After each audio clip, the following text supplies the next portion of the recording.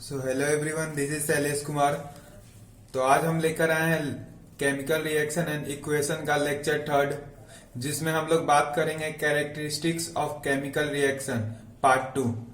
तो जिन्होंने part one नहीं देखा कैरेक्टरिस्टिक्स ऑफ केमिकल रिएक्शन का, वो कृपया करके जाकर देख लें, ताकि लेक्चर थर्ड यानी कि characteristics of chemical reaction part two समझने में आपको कोई प्रॉब्लम ना हो। तो चलिए वीडियो को स्टार्ट करते हैं भाई के इंट्रो के बाद।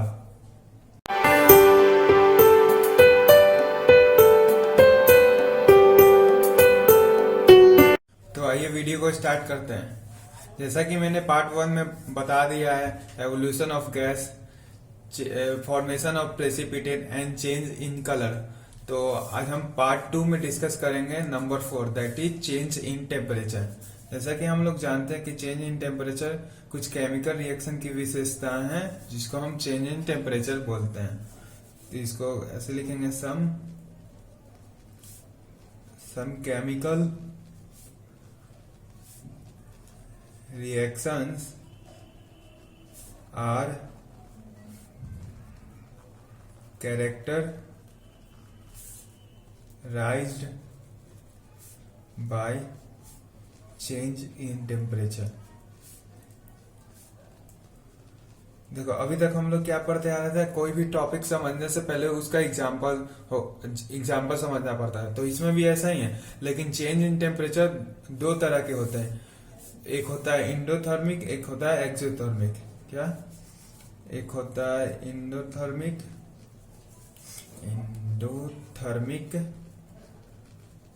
इंडोथर्मिक रिएक्शन, जिसे हम बोलते हैं रिएक्शन मैं ऐसे शॉर्ट में लिखता हूं।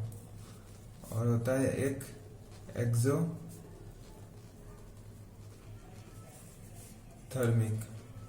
रिएक्शन। तो आइए एक एक करके दोनों के बारे में बात करते हैं। First, exothermic reaction. हम लोग एक्सोथर्मिक रिएक्शन को एक और नाम से जानते हैं, that is rise in temperature. तो आइए, एक्सोथर्मिक होता क्या है। देखो, जब कोई केमिकल रिएक्शन होता है तो उसके बाद जो हीट रिलीज होता है ना, उस रिएक्शन के होने के बाद, उसे हम एक्सोथर्मिक रिएक्शन कहते हैं। तो इसको ऐसे लिखेंगे,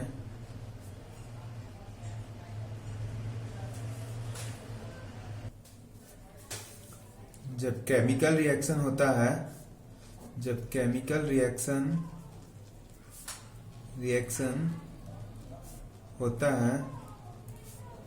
तो उस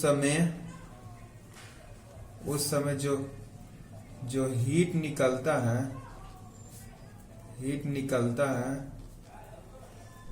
किसके द्वारा? केमिकल रिएक्शन के द्वारा।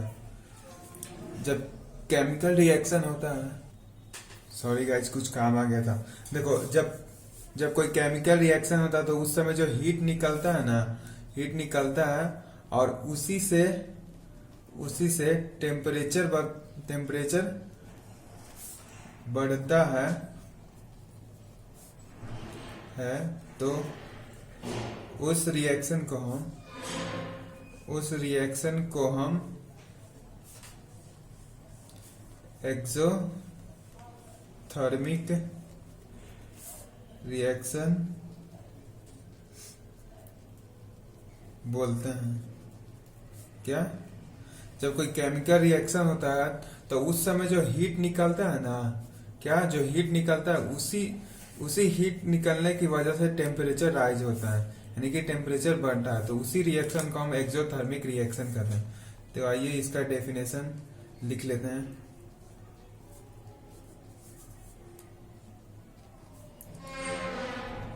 When heat energy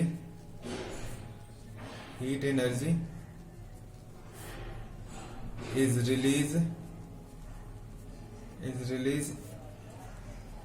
in chemical reaction,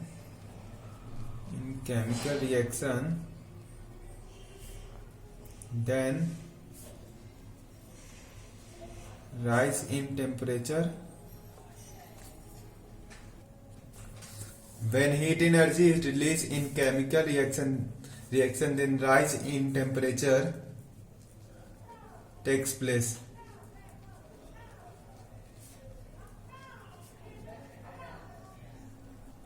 Is known as exothermic. Is known as exothermic reaction. तो आइए मैं एक्सोथर्मिक रिएक्शन फिर से बता देता हूँ। देखो, जब कोई केमिकल रिएक्शन होता है तो उस समय जो हीट निकलता है ना, हीट कैसे निकलता है? केमिकल रिएक्शन होने के बाद। तो उसी हीट निकलने की वजह से टेम्परेचर बढ़ता है, तो उसी रिएक्शन को हम एक्सोथर्मिक रिएक्शन बोलते हैं। तो इसका डेफिनेशन ऐसे होगा, when heat energy is release, क्या? Heat energy release in chemical reaction, then rise in temperature takes place, is known as exothermic reaction. चाहिए इसे एक एग्जांपल से समझ लेते हैं।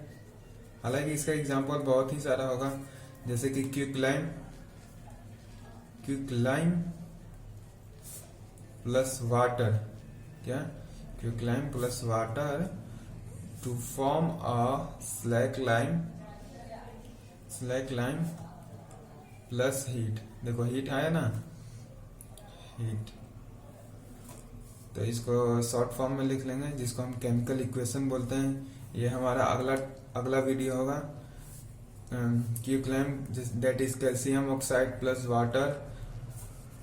देखो ये होता है शॉर्ट फॉर्म, जिसको हम केमिकल नेम में बोलते हैं कैल्शियम ऑक्साइड। एक होता है कॉमन नेम, तो मैं इसी वीडियो में 2-3 कॉमन नेम और केमिकल नेम ही बताऊंगा। CaO plus H2O to form है calcium hydroxide plus heat. Calcium hydroxide plus heat. तो देखो इस एग्जांपल से हम एक्सोथर्मिक रिएक्शन को और अच्छी तरह से समझ सकते हैं। जैसे कि देखो मैं हिंदी में लिख के बता देता हूँ। जैसे कि हम लोग कह सकते हैं कि केमिकल रिएक्शन, मैं इसी एग्जांपल को अच्छे से बता रहा हूँ और ताकि एक्सोथर्मिक रिएक्शन आपको आसानी से समझ में आ जाए। देखो केमिकल रिएक्शन बिटवीन, किसके between? Quicklime that is calcium oxide plus water that is H2O to form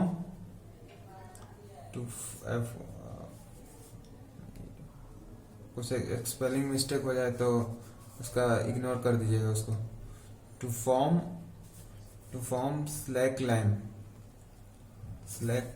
that is calcium hydroxide.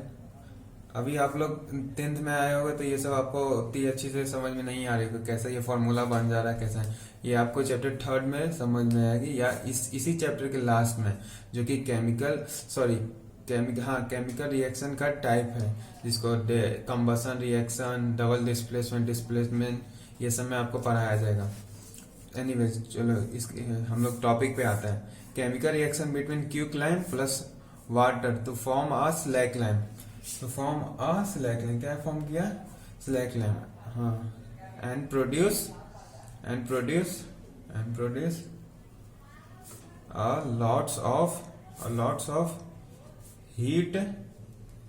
lots of heat raises the temperature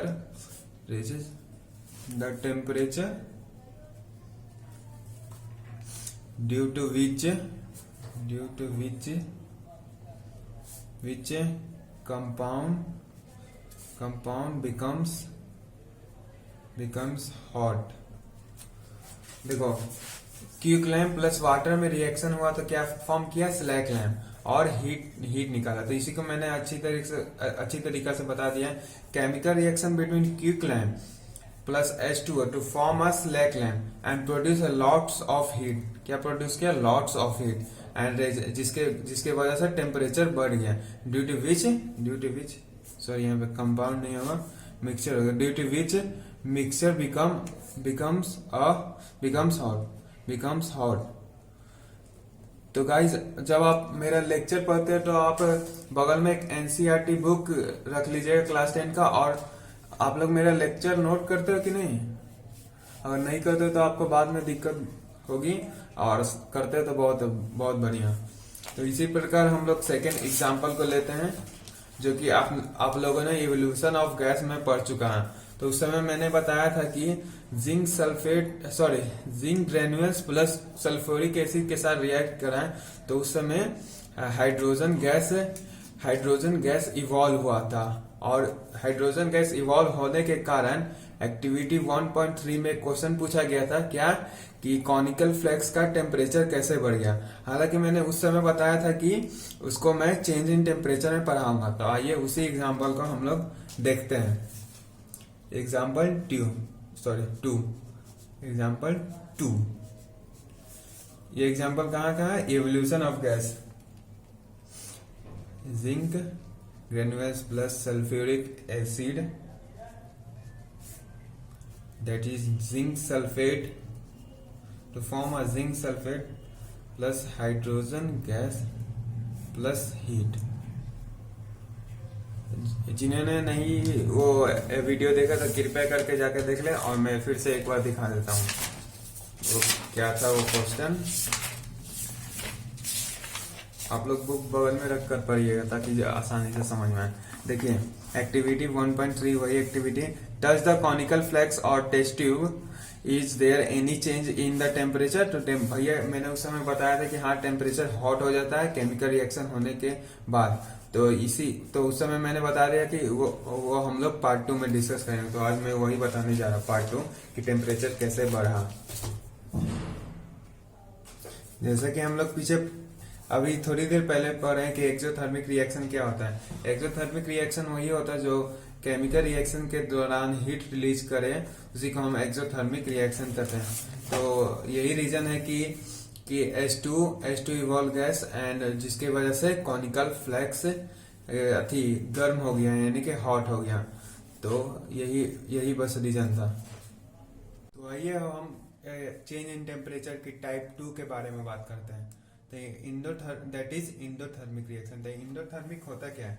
जैसा कि हम लोग एक्सोथर्मिक रिएक्शन में पढ़े थे कि केमिकल रिएक्शन के दौरान उसमें जो हीट होता है वो रिलीज होता है, जिस कारण से टेम्परेचर बढ़ता है, और इसी को हम एक्सोथर्मिक रिएक्शन करते हैं। ठीक इसका उल्टा ही है इंडोथर्मिक। जब केमिकल रिएक्शन होता है, जब केमिकल रिएक्शन होता है तब जो हीट एब्जॉर्ब यानी कि सोखता है, हीट को सोख लेता है, सोख लेना। जब केमिकल रिएक्शन होता है तब जो हीट को सोख लेता है, जिस कारण से टेम्परेचर राइज नहीं करता, टेम्परेचर राइज नहीं कर पाता, यानी कि टेम्परेचर फॉल हो गया, यानी टेम्परेचर कम हो गया। तो उसी को हम इंडोथर्मिक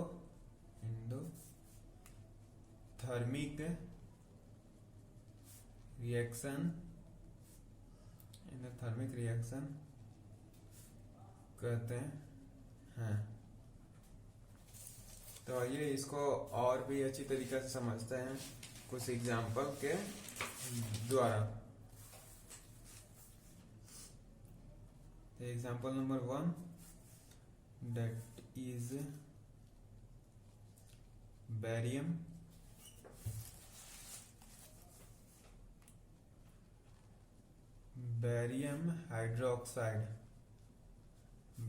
hydroxide plus अमोनिया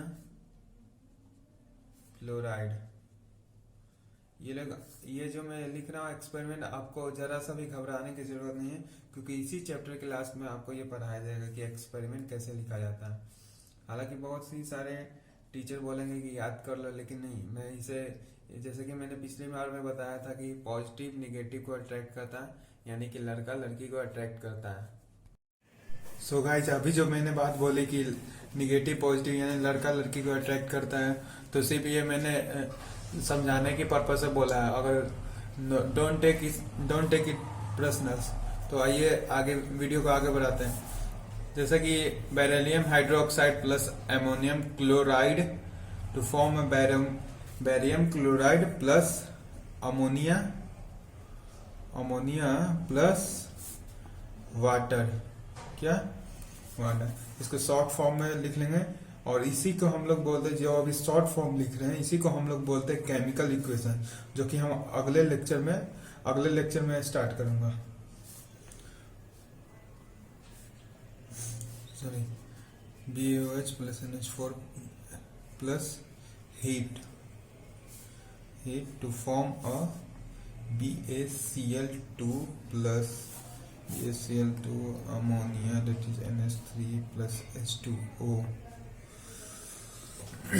तो चलिए मैं इंडोथर्मिक रिएक्शन क्या होता है उसे फिर से बताता हूँ। जब केमिकल रिएक्शन होता है तो जो हीट एब्जॉर्ब होता है, यानी कि जो हीट सोख लेता है, जिस कारण से टेम्परेचर राइज नहीं कर पाता, तो उसी को हम इंडोथर्मिक रिएक्शन कहते हैं। तो आइए मैं इसका डेफिनेशन लिख देता हूँ। मैंने डेफिनेशन पहले लिखता था, एग्जांपल बाद में बता, लेकिन इस बार उल्टा हो गया। तो चलिए कोई बात नहीं। डेफिनेशन इसका क्या होगा? When heat energy is obtain बोलिए, या इसी का दूसरा नाम absorb. When heat energy is absorb during chemical reaction. कब? केमिकल रिएक्शन के समय। When heat energy absorbed during chemical reaction then fall in temperature takes place are known as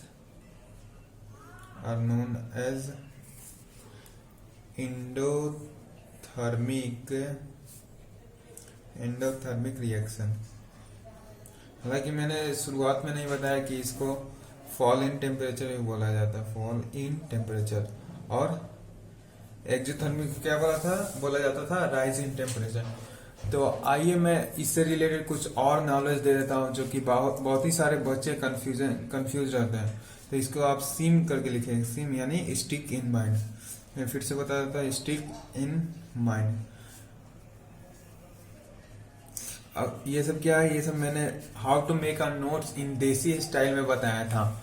अगर वो वीडियो आप देखना चाहते हैं तो मेरे YouTube चैनल पे अपलोड है, और ये वीडियो खास जरूर देखिएगा, क्योंकि इस वीडियो से आपको बहुत ही मदद मिलेगी।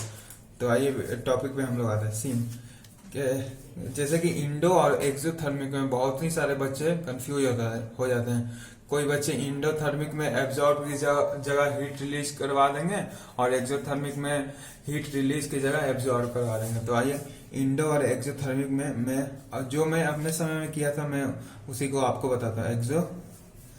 थर्मिक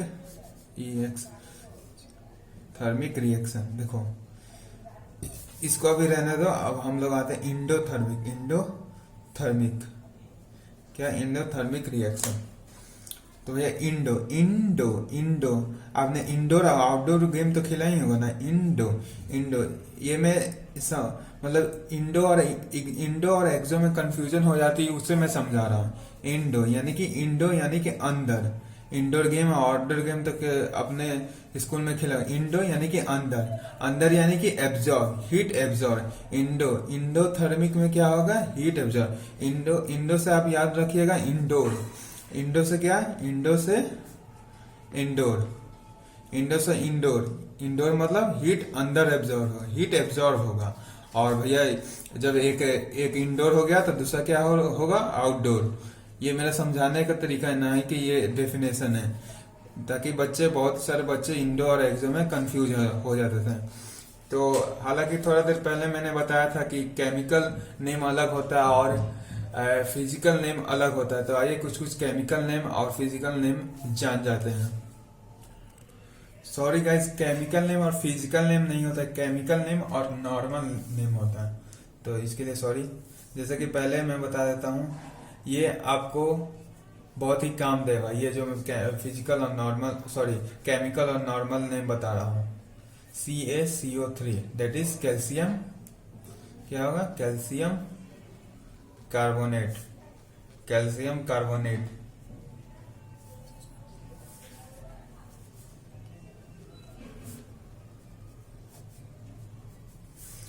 ये क्या हो गया, केमिकल नेम, केमिकल नेम। और इसी का एक नॉर्मल नेम होता है, किसका, CaCO3 का नॉर्मल नेम में हम लोग आम, जिसे आम बोल चाल कहते हैं, जिसे कि हम लोग अपनी भाषा कहते हैं, ऑन लैंग्वेज। नॉर्मल नेम में हम इसे क्या कहते हैं, आप लोग के घर में तो मार्बल लगा है, मार्बल टाइल्स, जो भी आपके घर में होगा, मार्बल, लाइमस्टोन, लाइमस्टोन, चौक, ये क्या है, नॉर्मल नेम है, किस चीज का, CaCO3 का। और आइए अब दूसरे की बात करते हैं, that is CaO, that is calcium oxide, क्या, कैल्शियम ऑक्साइड। ये क्या है, केमिकल नेम है, केमिकल नेम। और नॉर्मल नेम क्या होता है, नॉर्मल नेम क्विकलाइम,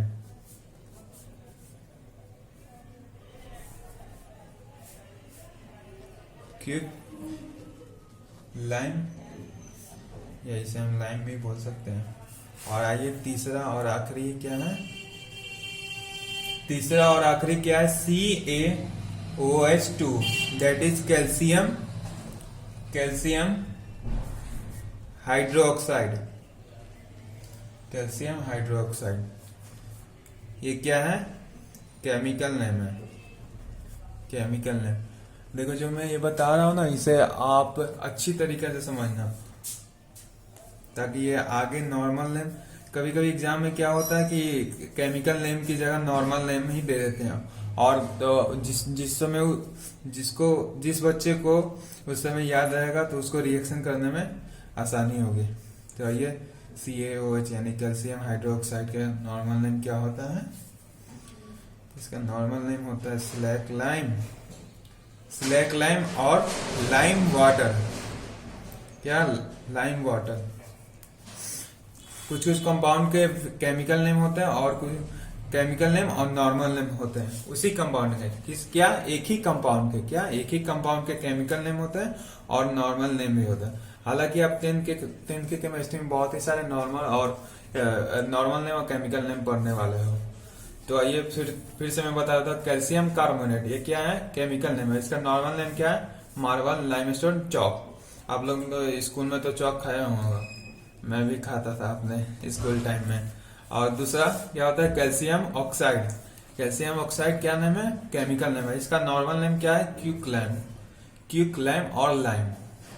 और थर्ड है कैल्शियम हाइड्रोक्साइड, क्या नेम है, कैल्शियम हाइड्रोक्साइड, केमिकल नेम है, इसका नॉर्मल नेम क्या है, स्लैक लाइम या lime water.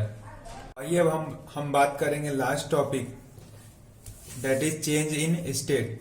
Change in state मतलब आप वो तो नहीं समझ रहे यूपी बिहार, वो नहीं। चेंज इन स्टेट मतलब सॉलिड से लिक्विड और लिक्विड से गैस। तो आइए सबसे पहले हम लोग बात करते हैं स्टेट होता क्या है, स्टेट होता क्या है। तो इसे हम स्टेट, ये तो आप जानते हैं स्टेट होता है सॉलिड, लिक्विड, गैस, और एक और भी रहते हैं BEC, बोस आइंस्टाइन कांस्टेंट, और एक और रहता है दैट इज प्लाज्मा। ये लोग, ताकि 4th और 5th को उतना प्रीफर नहीं किया जाता, यही तीनों को प्रीफर किया जाना। तो आइए इस चेंज इन स्टेट को हम एक एग्जाम्पल की तरह समझेंगे। तो गाइस आप लोग ने तो मोमबत्ती जलता हुआ देखा ही होगा। तो मोमबत्ती जलने के समय जो मोमबत्ती का जो फ्लेम रहता है उसके पास आपने तो पानी देखा ही होगा, पानी दैट इज वाटर। तो मोमबत्ती जलने के साथ साथ उसके बगल में जो पानी रहता है और उसी फ्लेम की वजह से जो गैस निकलता है दैट इज CO2, जो कि आपके घर के दीवारों को काला कर देता है, उसी को हम लोग चेंज इन स्टेट के एक एग्जाम्पल है, चेंज इन स्टेट का जो एक एग्जाम्पल है। तो इसे हम लोग ऐसे लिखेंगे, जैसे कि मान लो कि एक मोमबत्ती है जो जलाने पर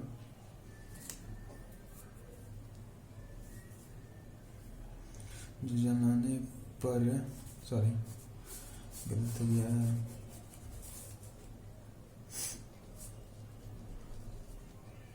मान लो कि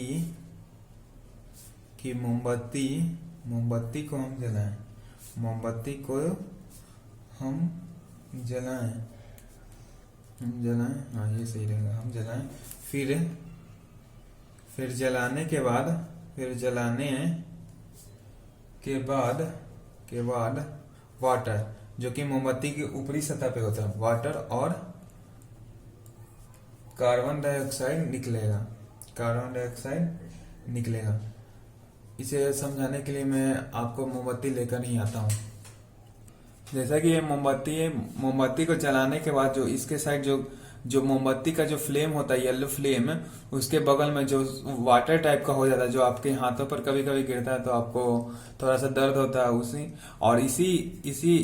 इसी के चलते जो फ्लेम बनता है, जो कि येलो कलर का होता है, जो कि इसी के चलते जो कि CO2 निकलता है। तो आइए इसी एक्सपेरिमेंट को और हम आगे बढ़ाते हैं। तो भैया ये होता कैसे है, जैसे तो कैसे होता है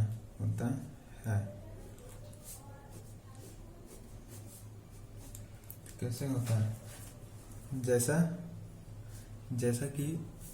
जैसा कि हम जानते हैं wax is a solid. Wax क्या है? Wax is a solid and water is a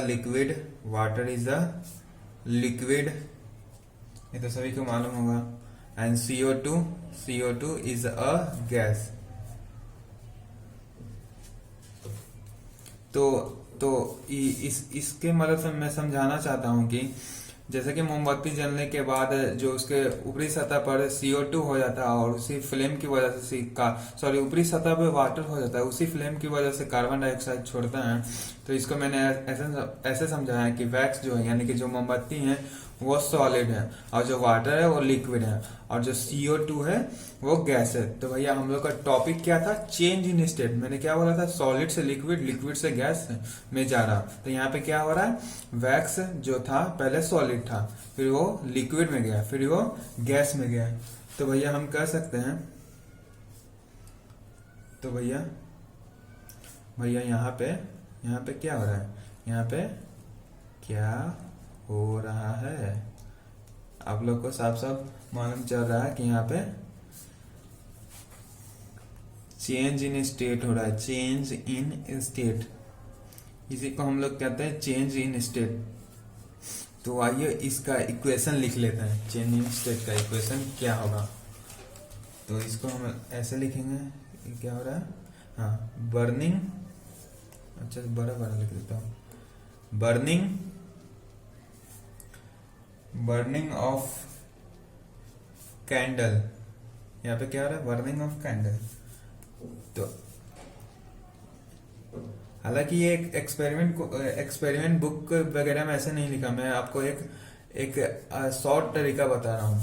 candle wax क्या है? सॉलिड है, और इसके बाद ये नहीं कि इसको रिएक्टर में प्रोडक्ट मान लिया, ऐसा नहीं। मैं इसे समझाने के लिए शॉर्ट तरीके में समझाया। और वाटर क्या है? लिक्विड है, और फिर CO2 क्या है? गैस है। जैसा कि मैंने ये सब अभी थोड़ी देर पहले बताया कि चेंज इन स्टेट कैसे होता है, सॉलिड से लिक्विड से गैस में कैसे कन्वर्ट होता है। तो यही था चेंज इन टेम्परेचर। और इससे रिलेटेड कुछ और तरह के एग्जाम्पल है, तो आइए मैं इसको भी डिस्कस करता हूँ। तो भैया चेंज इन स्टेट ही में कुछ केमिकल रिएक्शन ऐसे होते हैं कि दो कैरेक्टरिस्टिक्स प्रॉपर्टीज शो करते हैं, यानी कि दो विशेषताएं शो करते हैं कोई कोई कंपाउंड के रिएक्शन को। तो आइए उसको हम ऐसे समझेंगे, कुछ केमिकल रिएक्शन वैसे होते हैं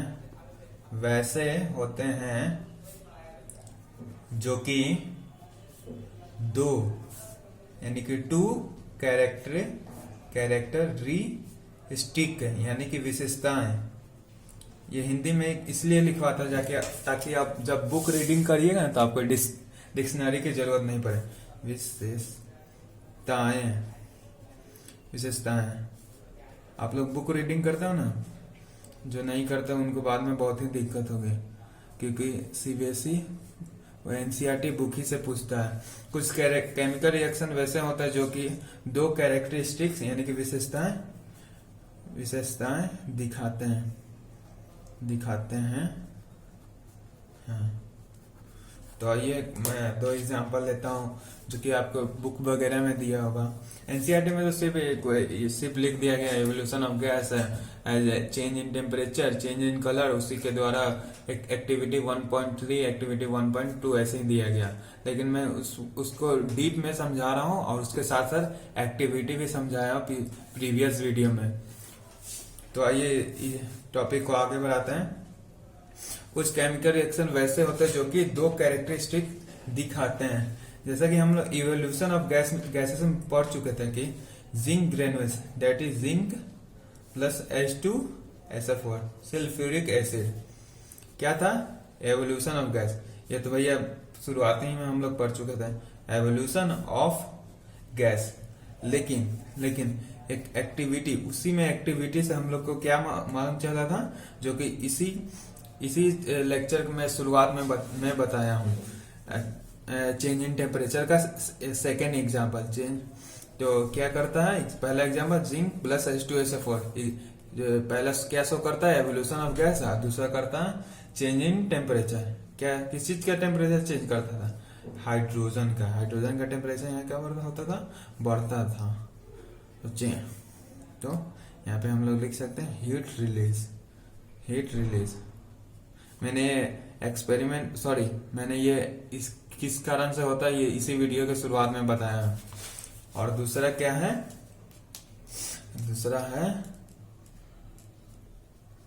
दैट इज PbNO3 क्या शो करता है, इसमें भी दो तरह के कैरेक्टरिस्टिक शो करते हैं। पहला क्या होगा, फॉर्मेशन ऑफ पीपीटी का सिंबल कैसे होता है, ऊपर के नीचे, हाँ नीचे, बिल्कुल सही। और क्या इसी में मैंने एक और क्या शो करता है, चेंज इन कलर। किस चीज का कलर चेंज हो गया था, लीड आयोडाइड का कलर चेंज हो गया था, जो कि येलो कलर का था। तो भैया मैंने इसमें क्या बताया कि कुछ केमिकल रिएक्शन वैसे होते हैं कि जो दो कैरेक्टरिस्टिक यानी कि दो विशेषताएं लिए हुए रहते हैं, जैसा कि जिंक प्लस सल्फ्यूरिक एसिड। इसमें क्या था, एवोल्यूशन ऑफ गैस भी दिखा रहा था, चेंज इन टेम्परेचर, किसका टेम्परेचर चेंज हो रहा था, हाइड्रोजन का। और दूसरा एग्जाम्पल क्या था, Ki प्लस PbNO3 का होल ट्वाइस। देखो जब ऐसे रहेगा ना तो आप उस समय थोड़ा सा रुक जाएगा, क्या, PbNO3 का थोड़ा सा रुकने के बाद होल ट्वाइस, इसे ऐसे बोलेगा लीड नाइट्रेट। लेकिन आप शॉर्टकट में क्या बोलेगा, PbNO3 का थोड़ा सा रुकने के बाद होल ट्वाइस, PbNO3 का होल ट्वाइस, ऐसे बोला जाता है। इसमें क्या फॉर्म कर रहा, फॉर्मेशन ऑफ प्रेसिपिटेट, ये तो हमारा टॉपिक ही था। और इसमें क्या एक और क्या कैरेक्टरिस्टिक दिखा रहा है, चेंज इन कलर। कौन सा कलर में चेंज हो गया था, yellow. So thank you guys मेरे साथ तीनों लेक्चर में बने रहने के लिए। और अगले लेक्चर में हम लोग बात करेंगे केमिकल इक्वेशन, जिसमें हम लोग बात करेंगे balance unbalance, law of conservation of mass और भी तरह तरह के वीडियो। तो थैंक यू सो मच। नामुमकिन जैसी कोई भी चीज नहीं,